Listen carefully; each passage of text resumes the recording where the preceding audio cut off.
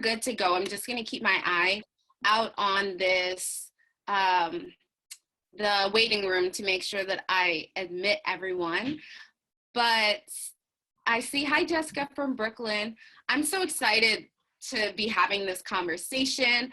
I know that Karen and I have some really deep conversations, so I wanted us to go ahead and get started so that we make sure that we have enough time to discuss everything.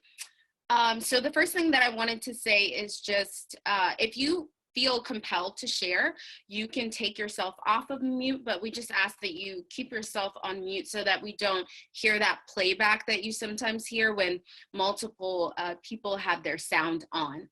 Okay, so just to share a little bit about me, I know some of you may not be familiar with me. My name is Janice. I host the Diversity Dinner Dialogue. I was doing them mostly in person in New York City, and I've had one in Richmond, Virginia, but with everything that happened with COVID, I moved them to a virtual format, which is exciting because as you can see, we have people joining from all different parts of the country and the world. And so I think it's important that we keep this conversation going and have these conversations. A lot of the work that I do, I've realized that part of the reason why things like bias and racism continues to happen is that we don't have these conversations. People are really, really scared, especially when it comes to race, to engage in these conversations. So I'm really glad that Karen and I could come together to have this really, really important discussion about collective liberation for Black women and white women. So I do diversity and inclusion consulting. I am also a professor. I teach courses in management, and I also do a lot of writing on diversity and inclusion. So that's a little bit about me for those of you who are on the call who are not familiar with me. And Karen, did you want to share a little bit about yourself?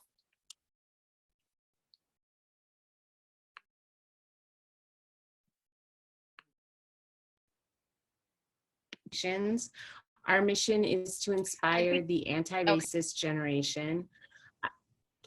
Can you hear me?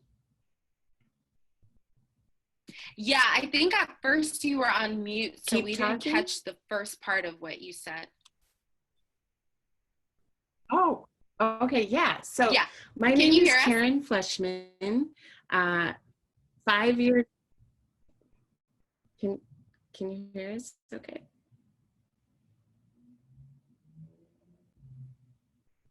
Keep going. Okay, yes. My name is Karen Fleshman. 5 years ago, I founded Racy Conversations. Our mission is to inspire the anti-racist generation.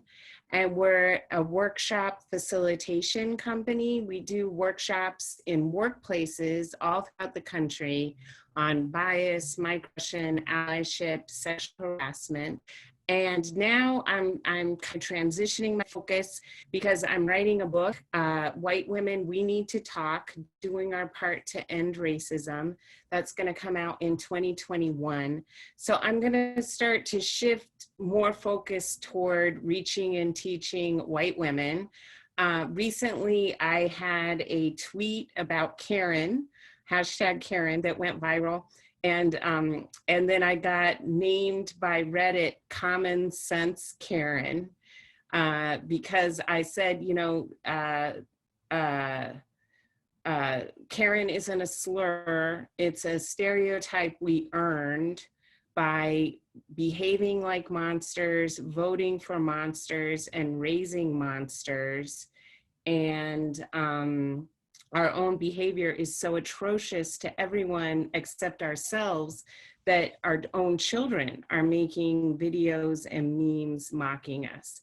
So I really hope that Karen can become a mirror for white women to look at and not look away from, but something that we can use to guide behavior change and reclaim Karen by changing our behavior.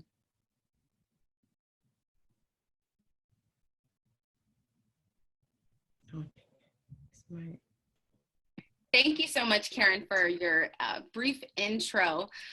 So let me just say, I see that Glenn, who is the tech expert, just said, if any of you are open to it, feel free to shut off your video. I think that's what's slowing down the bandwidth, because I'm noticing it's doing a lot of freezing, which I haven't encountered that problem before. But if any of you are willing to or open to turning off your videos, unless you have something to contribute, I think that would help with the speed a little bit. So thank you for that, Glenn. So I wanted to, before we go ahead and get started, I wanted to share a quote that I thought was really relevant and necessary to set the tone for this conversation. So Audre Lorde has a very popular quote that I love to reference. And in the quote, she said, "I am not free while any woman is unfree, even when her shackles are very different from my own."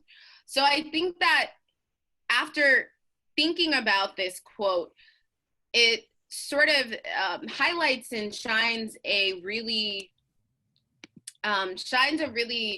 bright light on the fact that if women are expecting to achieve any sort of liberation, that will not be achieved and accomplished until all women can come together. And I think that when it comes to particularly white women and Black women, there are a lot of barriers to our collective liberation. And I have to first say, I am one Black woman. I don't speak for all Black women, of course. What I'm going to be sharing and discussing is things that I've spoken with other Black, Indigenous people of color, women of color in particular. So what I'm bringing to this discussion is just my opinions as one person. So I want to first preface this by saying I don't represent every single Black woman. But so the first thing that I think we should really speak on and touch on is the fact that I think as a Black woman, it's a little bit frustrating for me when we have this conversation of gender equity. When we have the gender equity conversation, it seems like for Black, Indigenous women of color, the focus is not on us when we talk about gender equity. So I wanted to ask you or open up the conversation to anyone, not just Karen, but how do you think we can shift from focusing on white women when we have the gender equity conversation to talking about all women? Because I think that in speaking with my Black sisters and my women of color sisters, it seems like our experiences are kind of left out of the conversation when we talk about gender equity. So I think that part of the frustration stems from that. Gender equity does not often include women of color, indigenous women, and Black women. So how do we shift the conversation, or has anyone had experiences with this where you're kind of in charge of or asked to spearhead these conversations, but you find that they're focusing specifically on just white women? Janice, I would love to chime in. First of all, it's so great to finally meet you. And Karen, I've been following you. So I do work at an institution where there's a lot of white women in higher education, and our president is actually a white woman. And so one thing I'm addressing to really look at racism is calling out privilege, that you are a white woman and that you're using your white privilege. And I need you to shift to your marginalized place of being a woman so that we can have solidarity. Because when you work in your privilege, you keep climbing the ladder, you keep wanting power for yourself and what looks like you, which is white people, white women. But when you go back to that space of working from the woman with an X, then we are able to come together as women of you being a change agent, no longer ally, or really fighting for women, fighting for people of color. So that's what I've had to have serious conversations to address. Karen. Thank you. And if I may, I mean, that is exactly it. I think this is a huge part of the problem, is that white women want to reap the benefits of, you know, being a woman and you know, protection from gender discrimination, protection wage gap, protection from sexual harassment. But then we go in there and take up all those goodies and turn our back on everybody else. And we don't understand, like we operate from such an ahistorical place. And the reason why I bring that up is that we think somehow that these workplace benefits that we have were won by feminists, but they weren't. They were won by Black people and Black women specifically in the civil rights movement. You know, we would not have any protection from workplace discrimination as white women in this country if Black people hadn't given their lives to fight for civil rights laws while we sat on the sidelines. I mean, some of us, you know, did engage, and some of us were active in the civil rights movement. Many of us were neutral and just not really paying attention. And some of us were hardcore anti-civil rights activists, like actively fighting the massive resistance. And like if our kids' school was going to be desegregated, we were out there with picket signs demanding that it remain segregated. And so, you know, 50 years later, Kimberly Crenshaw pointed this out in 1989, you know, that white women are the biggest beneficiaries of the anti-discrimination law, and we're not becoming the workplace advocates once we're in there. And in fact, we pretend like we don't even know what this history is.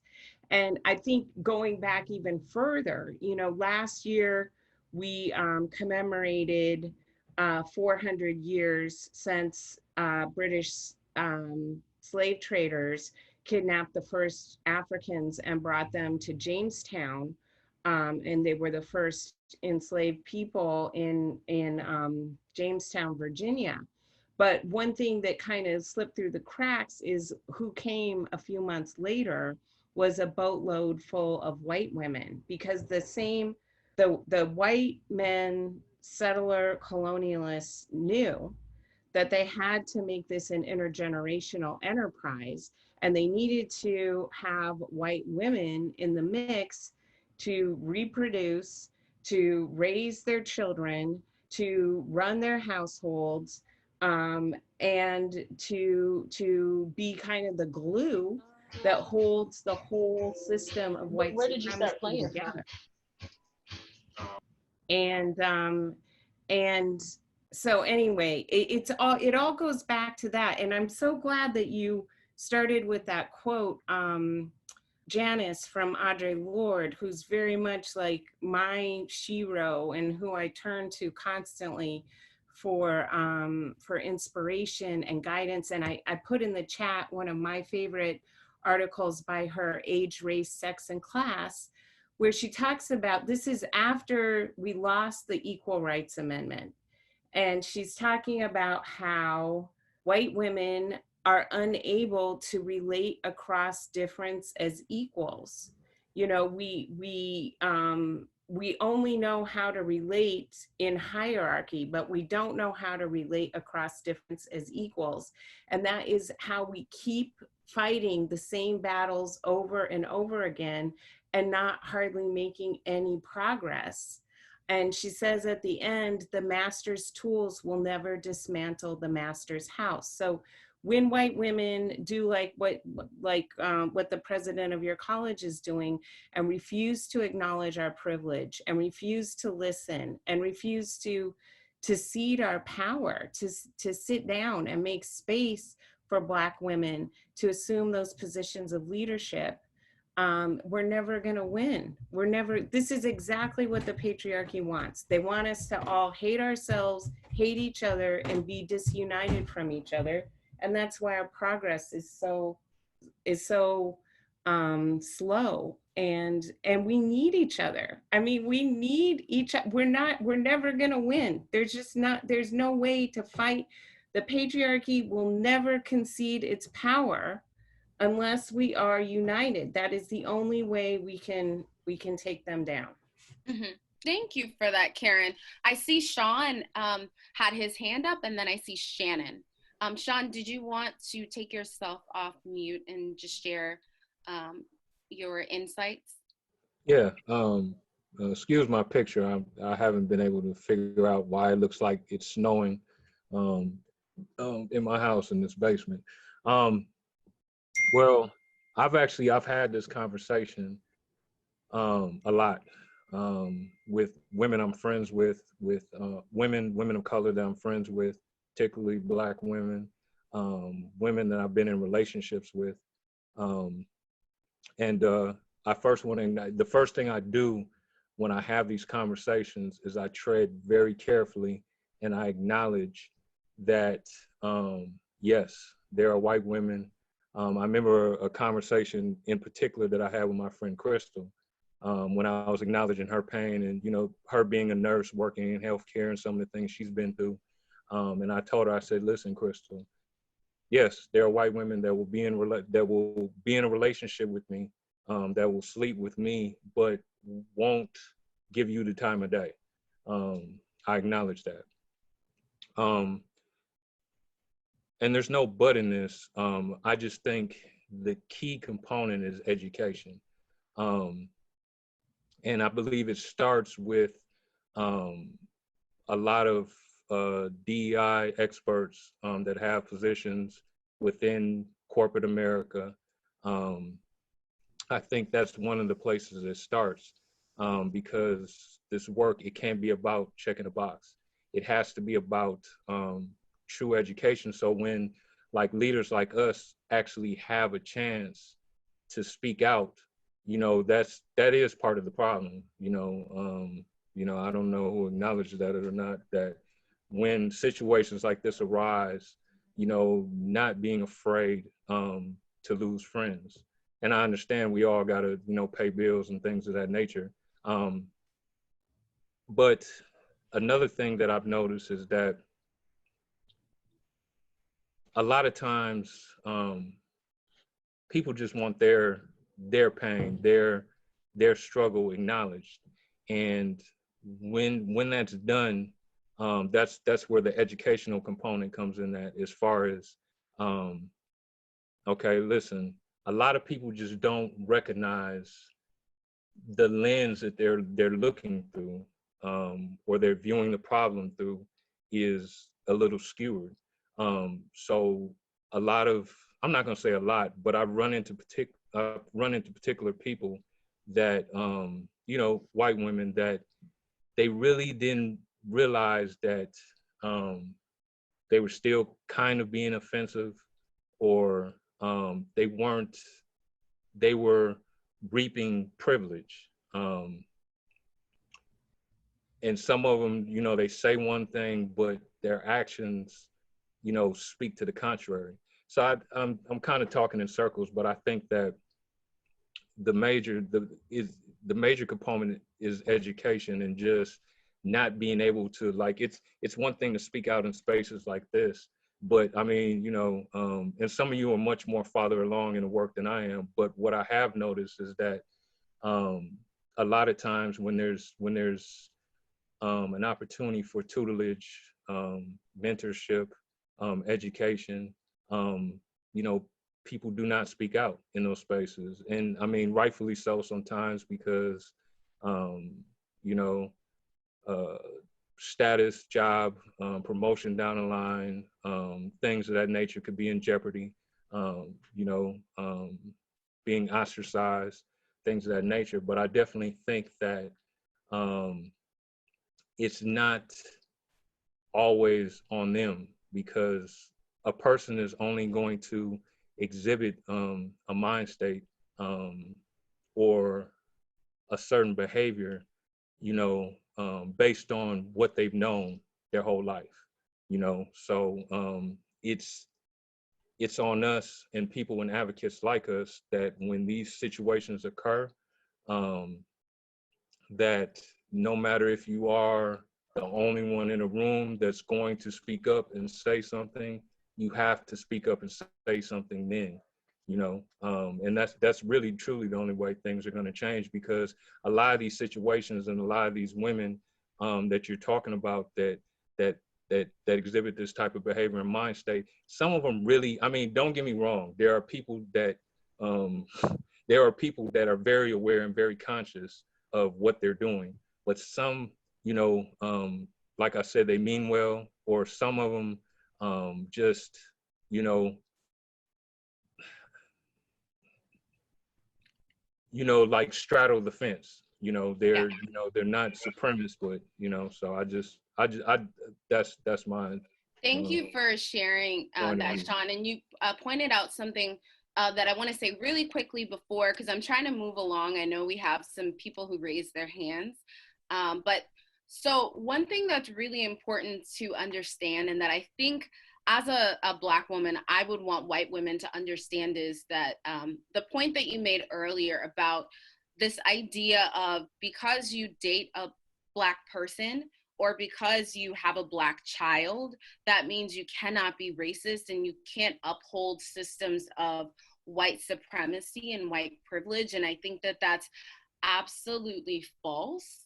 And you could have good intentions, but you're still upholding systems of white supremacy. So I think that moving past that, or first of all, like recognizing that as a white person, you have white privilege is really, really important. And I think that even though we could be women, and as women, we share collective struggles.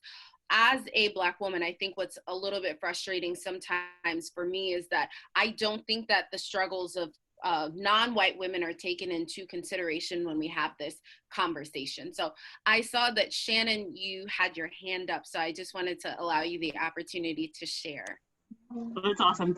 And it's also really great because my Black daughter is sitting here. So that's awesome. Perfect segue. It's awesome that you just said what you said, because I was like, I don't know if I should go on video or not, because I don't want anybody to think I'm showing you off, but she's interested in this conversation as well. I think the thing, Janice, if you can help me remember the question, it was like, how do we ensure that as women speak about the struggle of equality and, you know, overcoming oppression, that we're, you know, as white women, not necessarily congratulating ourselves for our progress, but inviting this conversation with a greater depth level of depth. Yeah, absolutely. And that we're like including that, or taking into consideration the intersectionality piece. Yeah. Because I think we have a tendency to say, oh, as women, our struggles are the same. And we do have similar struggles as women, but we also have unique experiences. So how do we take those into consideration when we're having this conversation of gender equity? Yeah, I can only share, you know, I'm only as far down the path as I am, which is not that far. But one aha I had after I had delivered 12 or 13 speaking engagements and podcasts where I was asked to speak about gender equity or speak about creating our company's woman-owned and employee and woman-led and employee-owned.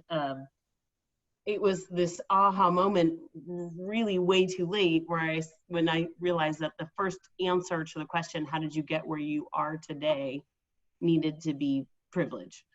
And to shift that and correct that in those podcasts. And when I am asked that question, to say, you know, first and foremost, my privilege, secondarily, you know, these are some of the tactics and strategies that I deployed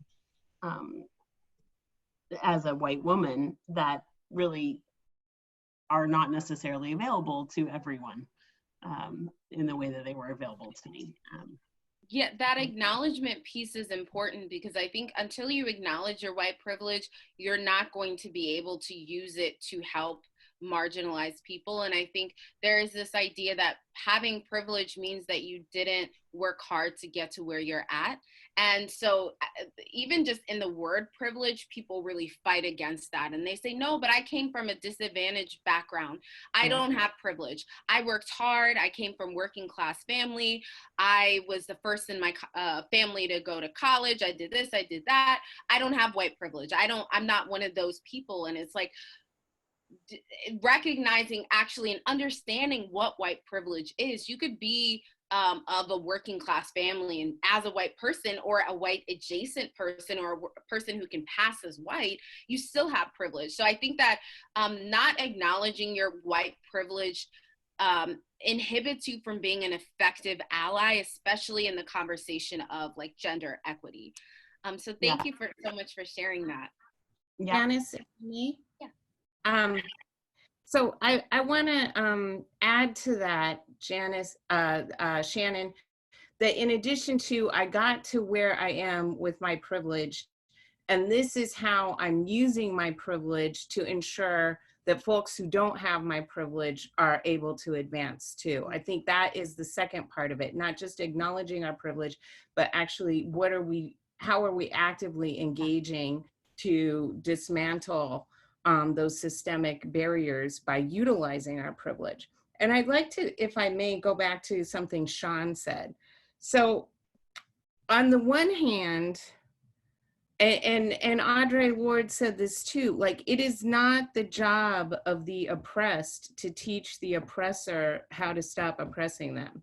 And white women, we need to step up and call in our white women peers. Like we need to be the ones saying, hey, this is screwed up. What you are doing is screwed up, and not making it the job of Black women to educate us on what we are doing wrong, or for them to risk their jobs, their livelihood, especially in a context where the median net wealth of Black families is projected to be 0 by 2053. Are you going to be the one to say to your white woman boss, what you are doing is screwed up? Like, no, like, who's going to take that kind of risk? And we shouldn't be putting people through that terrible stress. On the other hand, I grew up in a nearly all white community, okay? I grew up learning racism is terrible. Dr. Martin Luther King is wonderful. The way to not be racist is to be colorblind and to treat everybody the same, but never actually seeing anyone in my family do that, not intentionally, but because we didn't know any people of color. We lived in an all white community.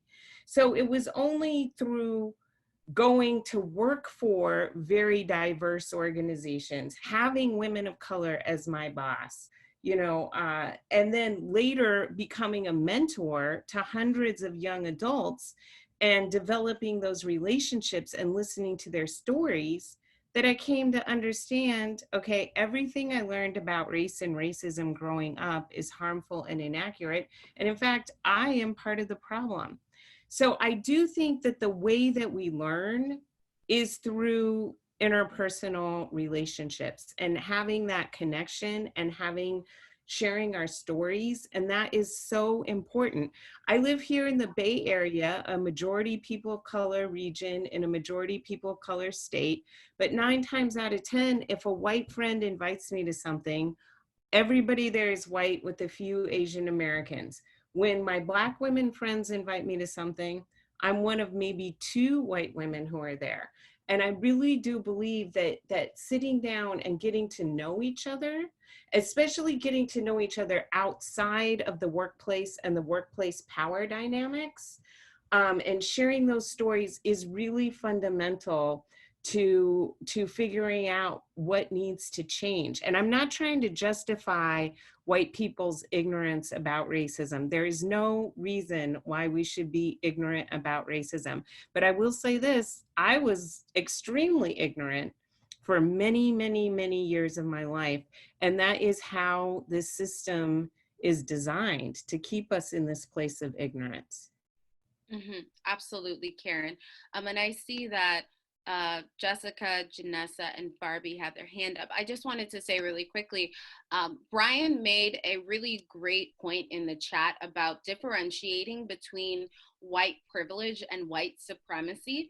In the work that I do, me personally, I know that a lot of people might not agree with this method, but there is a lot of white fragility that takes place. So even in the language that you use as a diversity, equity, and inclusion consultant, I'm mindful of that. I do not use the word white supremacy because I think that the image is people in the KKK with white hoods is what people think of when they hear the word white supremacy. So when you call someone a white supremacist, it's that immediate, well, that's not me. I'm not a white supremacist. I'm colorblind. I grew up with Black friends. I dated a Black person. I this, I that. So I think that even in the language that we use, unfortunately, I understand that certain words will get people to disengage. So I try to use language when I'm having these conversations that invites people to the conversation. I know many people would disagree with me and say, you shouldn't modify the language to appease white feelings or to appease white people, but just in the line of work that I do, if a manager is not engaged with a workshop on white supremacy, you have to figure out how to sort of bring people into that conversation. So I personally think that recognizing the power of the language is important, because a lot of people are going to disengage when you say you're upholding systems of white supremacy. I know that there's many people that may disagree with me, but I saw Jessica's hand up. Jessica, did you want to share? Yeah, thank you. I read this book. It's called What Women of Color Need to Gain Their Seat at the Table. It's by Minda Hart. And in it, she talks about this notion, Karen, of talking about interpersonal relationships, right? Where it's like, oftentimes when we enter a space, we don't realize that we have to create those kinds of relationships, right? We have to find our allies. We have to find our mentors. We have to find our sponsors. But that famous saying, closed mouths don't get fed, right? Essentially, you have to be unapologetically ambitious, and that's okay, and talk and say that and voice it, right? Like, oh, I just got, overlooked for a promotion. Well, did you apply? Right? So it's also, I created a guide that was published to everybody and at Berkeley, that's where I work. UC Berkeley, and it's essentially understanding your position as a person of color, right? What can you do? What kind of really competencies are you right? Do you need to be successful, right? What's the secret formula that Minda Hart talks about? And then, how can we really call out the allies? Like, I hate that term, really, to be honest, because that means nothing to me. It's not actionable. Like, what are you doing? Nothing. So I can't tell you enough how much I really appreciated her dialogue and what she talked about in her book. And one thing also I want to mention, I work really closely with our director of diversity, equity, inclusion, and I work with MBA students, right? So these are the future leaders, right? And it's a humbling experience, right? Because I am highly educated. I understand my privilege, right?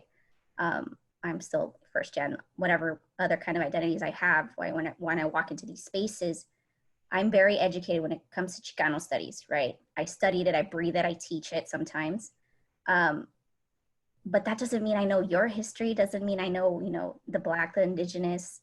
I have to walk into these spaces understanding that everybody has a certain level of understanding, right? There's always a space to educate yourself, right? And sometimes that's okay. Yes. Thank you so much for bringing that up. Minda is my close friend and collaborator, and I just did her Secure the Seat Writers Retreat last weekend. It was absolutely fantastic. If you have the chance to read her book or to hear her speak, I highly, highly recommend it. One thing I will say is beware the white women in the workplace. Observe their behavior very, very closely before enlisting them to, quote, become your ally. I have experienced in the workplace sexual harassment, wage gap, glass ceiling from men, but by far, the most harmful behavior I've experienced in the workplace have come from white women who were senior to me within the organization, approached me as friends and mentors, okay? And then I would confide in them and share in confidence the struggles I was experiencing. And then they would turn and use that against me because they viewed me as some kind of threat to their proximity to men in power.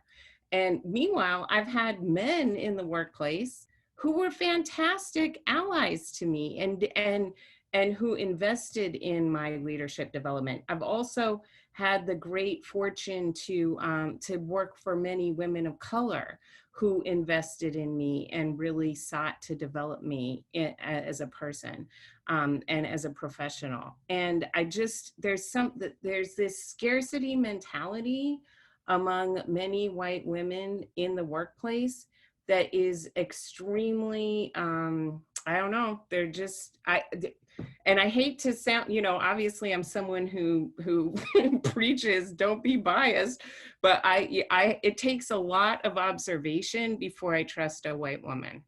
I have to watch her for a long time. The second thing I wanted to say to Janice's point about how do we approach these conversations in workplace workshops, I think it's super important. We can't just have an unconscious bias workshop that is not rooted in history, okay? These biases did not come about by happenstance, okay? They were very intentionally created. There is a reason why we carry these stereotypes in our heads. And we have to acknowledge what that history is if we're ever going to actually work toward addressing overcoming our bias, because we have to talk about power, we have to talk about privilege, we have to talk about history, because that is how we got to where we are now. And we're never going to get rid of these biases without acknowledging who created them, why, who benefits from them, what harm they cause, and how we continue to perpetuate that to this day. And again, going back to something Shaun was saying, I think the fundamental education that needs to occur if we're going to end racism has to occur in the home. It has to occur, I call it the intergenerational transmission. So it is the white parents framing their kids' understanding of the world in the home that is upholding white supremacy. And that has to shift to end racism. When I talk about inspiring the anti-racist generation, what makes me hopeful is that 43% of millennials are people of color, 47% of Gen Z are people of color. So if we can reach and teach like 10% of the white people in those generations, we can have a majority anti-racist generation and actually, attain power and change the dynamics.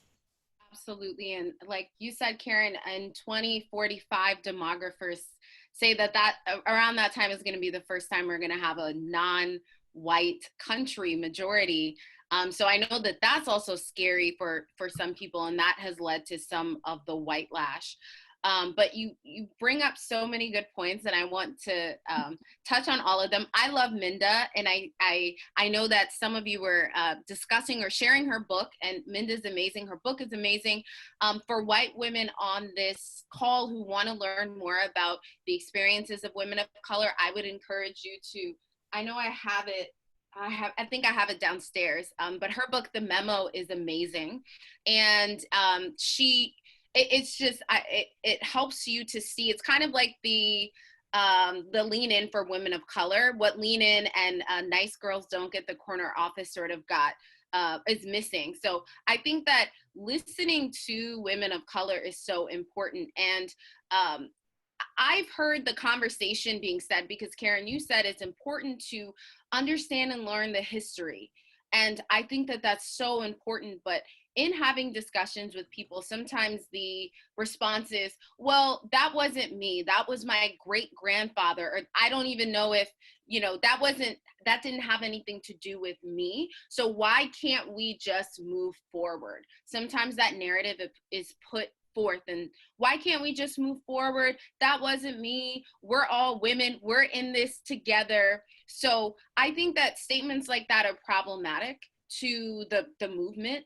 And it's important to first listen to women of color, listen to Black, Indigenous women of color.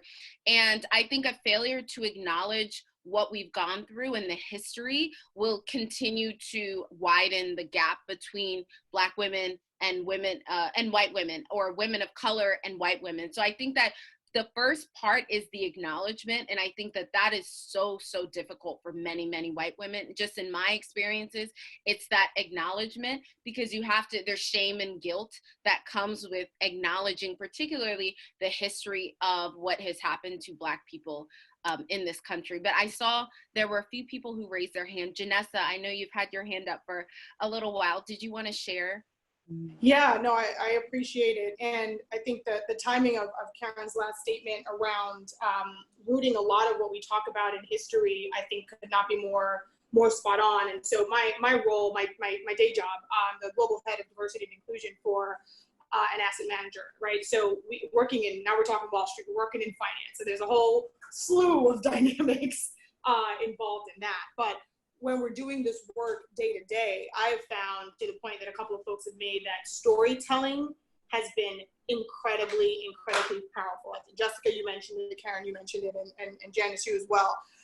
One of the things that I have found is, when I can get in the room and talk to folks, especially white women, and talk about the fact that, when you look like me, we are trying to operate within a construct that was not built for us. It was not built to see people who look like me. And so when I read Sheryl Sandberg's Lean In, right, which was, great book, and I fully respect everything that Sheryl has done, and we're, telling women that leaning in is the way to get a seat at the table. Well, leaning in isn't the issue for Black women, right? But I have to tell that story because they may not have people maybe in their personal lives, they're not getting this narrative somewhere else, right? The research will show that we tend to live with ourselves, right? We run in pretty homogenous social circles, all of us. So a lot of the time where we'll get that convergence of difference is the workplace. So the work that's happening in the workplace is so critical, because some folks, that's where they get their dose of diversity, right? Sometimes it's even on the commute into work, right? Being in New York City, that's where you'll see the difference. You'll have rich, poor, Black, white, gay, straight, all of us on the subway. That's where you're getting your dose of diversity. So these conversations happening in the workplace are just more and more important, and being able to tie it to the history. When folks talk about, we're celebrating, the ratification of the 19th Amendment this year. Well, I couldn't vote then, right? I couldn't vote until 65 when the Voting Rights Act happened, right? Because so it's not the same. And I think it's really just because folks just have different lived experiences, right? That's really what it is. If we do live in homogenous worlds, their circle looks like them. They may not look like me. So I think where we can, and again, it comes back to sometimes that lead coat that people of color will wear when we have to be the ones to constantly teach. I don't know if that'll ever stop.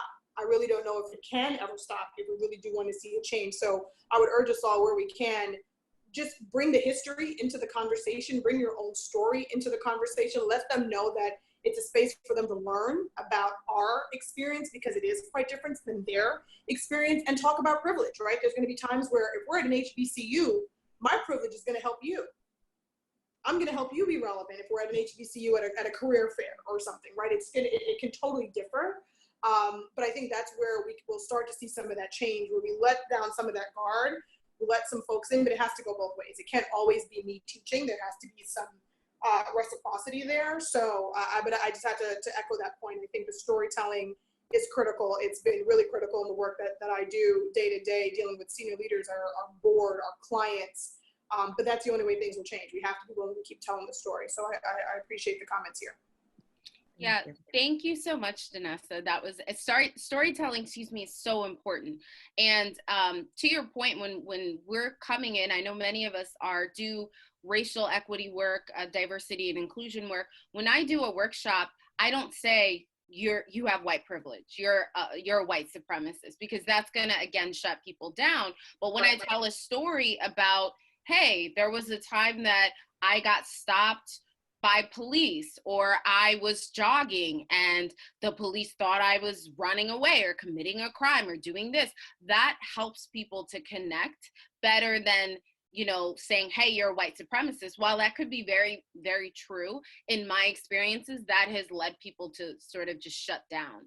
And I think that the storytelling aspect is so, so important, because people are able to put themselves in your shoes when they're visualizing the story that you're telling them. Like, I still hear people saying, how could this, in regards to Ahmaud Arbery, people saying, how could this happen, is like really mind boggling to me. But again, if you're in your siloed communities, you don't understand the lived experiences of Black people. So I could see how you could say, how could this happen? You have no idea how Black people are victimized and treated in this country. So storytelling is really pivotal. I saw, Barbie, that you had your hand up. Did you want to share? I did. Can you guys hear me? Okay, Yes. good. I had to retreat. Hey, Karen, how are you? Good. Good. I had to retreat to the basement because the kids were loud. Just a quick comment, and I think Janice touched on it a little bit at her last comment, saying that the first step is to acknowledge that there's white privilege. I just want to speak from, I guess, a perspective that I don't often hear discussed when we talk about white women and how we want them to be allies and recognize their privilege and kind of shift their thinking. I think we have to recognize as Black women, for them, it's a deep dive. It's an emotional journey because it's stripping away everything that they've ever known to be true about the way they think about Black women and actually rewiring. So you're kind of telling them, you've done something wrong. This is, not the way you should be thinking. You should be doing it this way. And I think sometimes, I'm not saying take on their pain and be sympathetic and empathetic. No, you can be, I guess, a partner in that. Like, it's not our responsibility to shift their view or their thinking of their privilege, but I do think we have to understand that it's not an overnight type of thing. This takes some introspection and undoubtedly some, well, why am I thinking like this? Well, where did I get that thought process from? And I know I'm echoing some of the things that people have said before, but you just can't, it's telling a whole subgroup of people to change their thinking and stick up for them. That's like putting all white women in a basket and tossing them in the ocean in hoping that they can swim. And I think Jessica said that she doesn't like the term ally. At one point, I heard somebody say the same thing, and they suggested the term accomplice, because an accomplice actually does something, actually has some type of action. So I just think it while we expect there to be a change, we need to recognize that it's not going to be overnight. And it's conversations like these that are going to have to continue to happen with a little bit of understanding on our part that this is like real change for people, real thought shifts, real reasoning, real everything. Some people hold so fast to their beliefs because, like somebody said before, that's the way they were raised. So you're asking folks to completely change that around. And, white women, you can start by, sticking up for us if you're in a room that we're not in. You don't have to sing our praises, but hey, just mention, hey, well, have you thought about Barbie? Has she been invited to this? Is she aware of this? I think she has valuable things to offer. So, I mean, that's a starting point after you kind of acknowledge the fact that, hey, yeah, my privilege is kind of taking over here.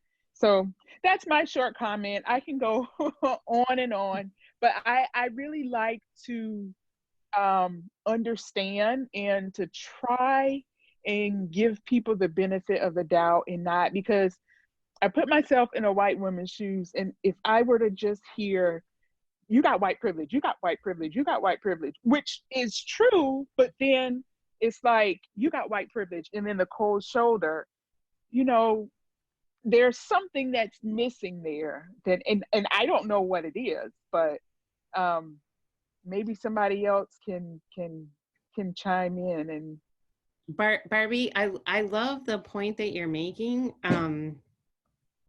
Because it's not only like when you hear I have white privilege, or it not only feels like I'm being, quote, attacked, but my whole family, like everything, the people that I love the most, my grandparents, my church, like all these things that I have identified with, my early childhood teachers, everything that has been taught to me about what is good and right in the world is Mm-hmm. now being defined as wrong. Right. It can be a little bit, you know, it is shocking and it can be upsetting. I mean, the feeling of white fragility is real. There's Mm-hmm. there's kind of a tension there. Is it justified? No, you know, Right. we have to work through that. That is a historical fact. Mm-hmm. Going to your point about storytelling, in my workshops, I put up a portrait of my great grandfather, and I talk about how he got off the boat from France, made his way to Western Nebraska, and acquired 160 acres of land that he paid $60 for in 1888. You know, who else, first of all, whose land was that? And what had happened to them for Mm-hmm. him to be able to go there and purchase that land from the government? And then who else could have benefited from that land at that time and did not have access to it? And why was he given access to it? Well, he was given access to it because he was white, because he was Protestant, because he was a man, and because he made his way over there. And that's what qualified him to become an American. That piece of property is still in my family. It is the foundation of my mother's college education, my mother being a homeowner. It's the foundation of my college education, my being a homeowner. That one transaction set up, you know, all my cousins, all of us to be where we are today. And that is the origin of our privilege. Now, Mm-hmm. does this make my great grandfather a horrible person? No, I'm sure that if I were him, I would have done the exact same thing. I mean, this is where it gets into this judgment about like who is good and who is bad. It gets very, very sensitive, you know, but this is a historical fact. This is what people did during this time period. And so if you're aware of this, what that means is, what are you going to do with it going forward? I can't go back and like Mm-hmm. rectify that. Right. What I can do is utilize what I have to push for reparations, to do reparations privately, to do all that I can to spend down my privilege and make sure that folks who didn't have access to that intergenerational wealth building are able to access and grow wealth, or that we change our whole economic system and have it become more equitable.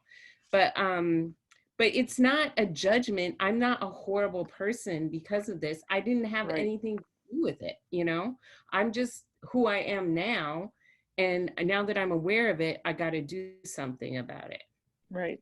Absolutely, Karen. And it's important to recognize that like having privilege or having white privilege doesn't make you a bad person, but acknowledging and recognizing that you do have the privilege and not doing anything about it or with it, then you know, you could say you're a bad person, or you're not using your privilege, or you're not being an effective ally. I saw that Mira has had her or his hand up, so I wanted to allow you an opportunity to share your thoughts, Mira. So, hi, thank you. Really loving hearing everyone's contributions and questions so far. Specifically appreciate, you know, the continued call for us white folks to do the work of collecting fellow white people and doing that education work. And I think the question I'm kind of constantly coming back to in my own anti-racist like education and journey and organizing is how to do that work without stepping on folks of color's toes who are also like facilitators, trainers, organizers in that field. And I know everyone, of course, has a different answer or approach, right? But really curious for y'all to both kind of, elaborate on your thoughts and basically like what's our place. So I'll speak as a Black racial equity, diversity, and inclusion facilitator.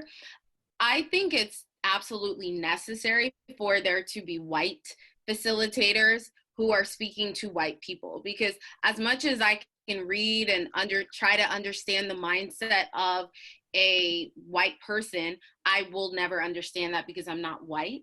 So I do think that there is that necessity for white people who are doing the work. I know that some of my colleagues of color, I've read some of their feedback, and I've seen them say things like, there should not be white people doing racial equity work because you're profiting off of the backs of Black people, people of color, Indigenous people.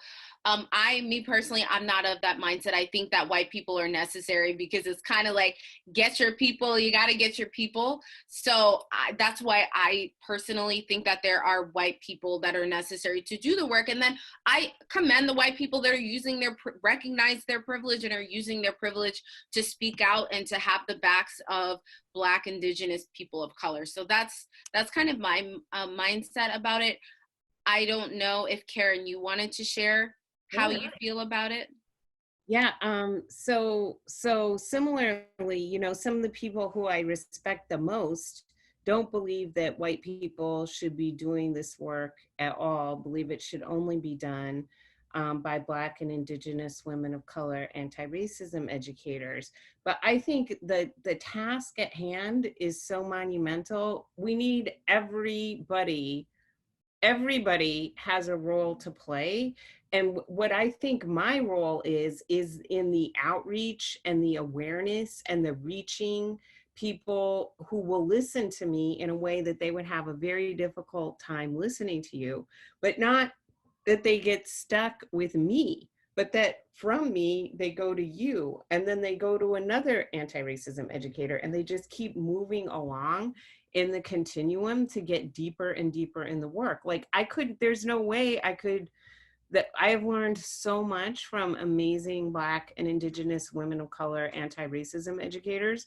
There's no way I could impart or in any way take the place of what they have taught me. There's no way that I could do that.